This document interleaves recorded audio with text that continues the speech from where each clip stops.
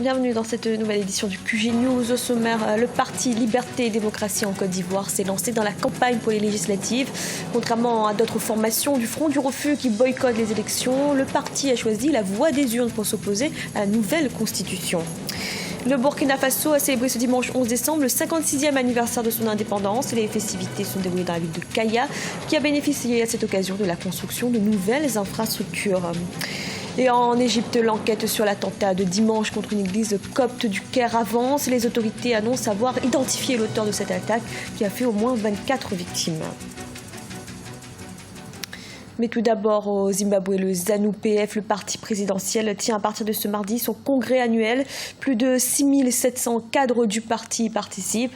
Un congrès qui a lieu sur fond de crise économique et de mécontentement social, mais aussi de division au sein même du parti, alors que le président Robert Mugabe a indiqué qu'il serait candidat aux élections de 2018. Plusieurs groupes se positionnent déjà pour la succession du chef de l'État. En Côte d'Ivoire, la campagne électorale pour les législatives du 18 décembre a démarré pour Mamadou Koulibaly, président du parti Leader Liberté et Démocratie pour la République.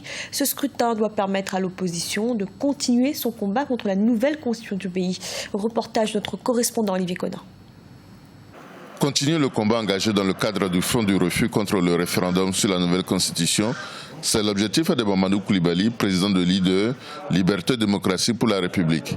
Les partis de l'opposition doivent utiliser tous les moyens démocratiques pour obtenir l'abrogation de la Constitution de la Troisième République, votée le 30 octobre 2016 à 93,42% par les Ivoiriens, avec un taux de participation de 42,42%. Certaines formations du Front du Refus boycottent les élections législatives, mais pour Leader, le meilleur moyen de poursuivre la lutte, c'est d'être présent au sein de l'Assemblée nationale.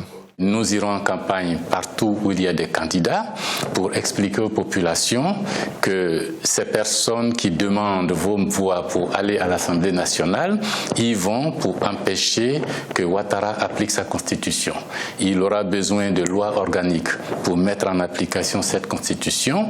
Si vous y envoyez les candidats leaders à ce Parlement, leur mission ce sera de tout faire pour refuser l'application de cette constitution, mais de façon institutionnelle. Le but pour Leader, c'est de montrer avec les élections législatives que la majorité des Ivoiriens ne soutiennent pas le chef de l'État, Alassane Ouattara. Ce que nous allons essayer de prouver maintenant avec les législatives, c'est de montrer que localement, dans toutes les circonscriptions de Côte d'Ivoire, il est encore minoritaire. Et si un jour il y avait des législatives, nous irons encore pour montrer que dans toutes les communes de Côte d'Ivoire, Ouattara reste minoritaire. Le combat continue. Ancien président de l'Assemblée nationale de 2000 à 2010, Mamadou Koulibaly n'est pas candidat à un retour à l'hémicycle au terme des élections législatives du 18 décembre 2016. Leader représente au total 14 candidats aux élections législatives. C'était ce dimanche 11 décembre la fête nationale au Burkina Faso. Les célébrations étaient organisées cette année dans la ville de Kaya, un événement qui a permis à la localité de bénéficier de la construction de nouvelles infrastructures. Les autorités espèrent ainsi dynamiser l'économie de la région. Reportage de notre correspondant Jean-Paul Ouedraogo. Classée parmi les 5 plus grands centres urbains du Burkina Faso, la ville de Kaya compte plus d'1 500 000 habitants avec une population en majorité féminine. Avec pour principale activité économique l'agriculture, l'élevage et l'artisanat, elle s'est illustrée depuis quelques années comme une ville aux potentialités économiques importantes. Pour l'année 2016, c'est cette ville qui a abrité les festivités entrant dans le cadre de la commémoration du 56e anniversaire de l'accession du pays à la souveraineté nationale. À l'occasion, la ville a entièrement fait peau neuve et pour beaucoup de personnes, l'économie de la région ne pourra qu'être redynamisée. Cela peut booster l'économie, car avec le nombre important de visiteurs que la ville a reçus dans le cadre des festivités, nous arrivons à écouler nos produits. On voit qu'il y a beaucoup d'infrastructures, il y a beaucoup de sociétés, d'ONG, et la ville est mouvementée, vraiment tout le monde est content. Tout le monde est content. Et on souhaite la même chose pour les autres régions, pour les autres villes. 23 milliards de francs CFA, c'est le coût total des investissements qui ont été faits au profit de la ville, à l'instar des capitales régionales qui ont accueilli les précédentes commémorations. Ainsi, Kaya bénéficie désormais d'infrastructures socio-économiques lui permettant de répondre aux exigences d'une ville moderne. Le président du Faso, qui a visité les infrastructures le samedi 10 décembre, s'est dit satisfait. On ne peut que s'en féliciter.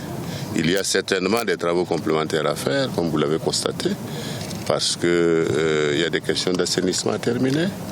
Il y a des questions au niveau des stades de pouvoir mettre également la partie qui concerne l'athlétisme. Et tout cela, je peux vous assurer que le gouvernement prendra des dispositions pour que nous ayons des infrastructures définitives et propres. Parce qu'il s'agit de faire les choses pour les conserver et non pas laisser des failles qui finalement vont remettre en cause tout l'argent qui a été investi dans ces différents secteurs. Comme particularité, la commémoration de la fête nationale a aussi permis la réalisation dans cette ville d'un village artisanal et d'une maison de l'appelé. Cette dernière rentre dans le cadre du service national pour le développement SND. À ces constructions s'ajoutent 10 km de voies supplémentaires bitumées que les précédentes villes ayant accueilli la célébration. Un rappel, c'est la ville de Gawa, dans le sud-ouest, qui est choisie pour abriter les festivités tournantes de la fête nationale en 2017.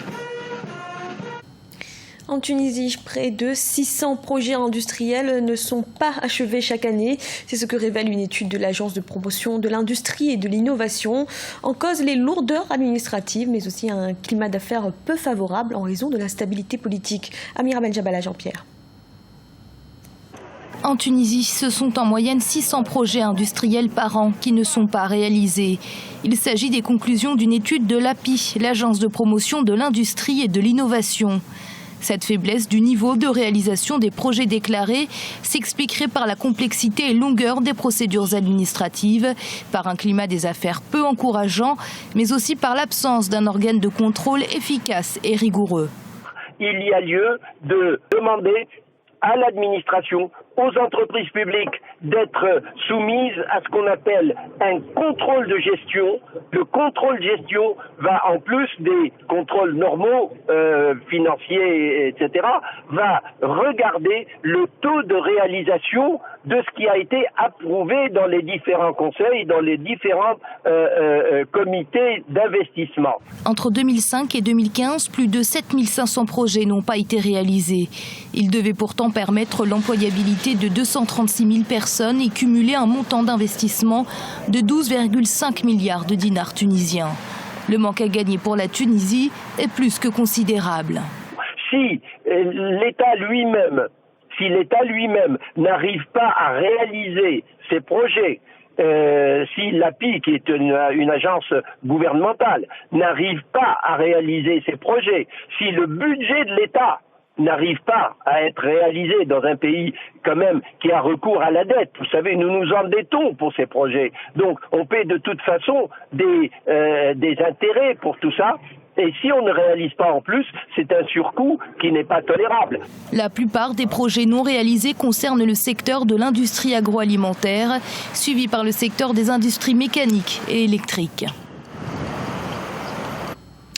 En Égypte, l'auteur de l'attentat de dimanche contre une église copte a été identifié. Il s'agit d'un homme de 22 ans qui portait une ceinture explosive. 4 suspects ont également été arrêtés dans le cadre de l'enquête. Pour rappel, l'attaque a fait au moins 24 morts et une cinquantaine de blessés. Zahra Madoumentou. Son identité est désormais connue. Elle a été révélée ce lundi 12 décembre par le président Abdel Fattah al-Sisi lors des funérailles nationales faites aux victimes de l'attaque de dimanche contre une église copte en plein cœur de la capitale égyptienne. Son auteur serait un kamikaze, un jeune homme qui portait une ceinture explosive.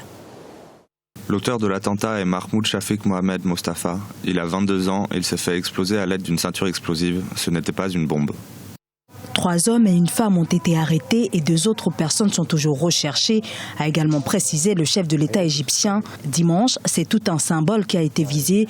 Le lieu ciblé était l'église Saint-Pierre et Saint-Paul qui jouxte la cathédrale Saint-Marc, siège du pape de l'église copte. Les autorités font état de moins 24 victimes selon un bilan toujours provisoire.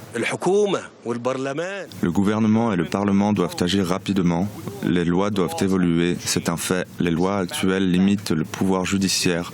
Le judiciaire n'est pas capable de combattre ce problème sans de nouvelles lois. Le terrorisme doit être combattu fermement.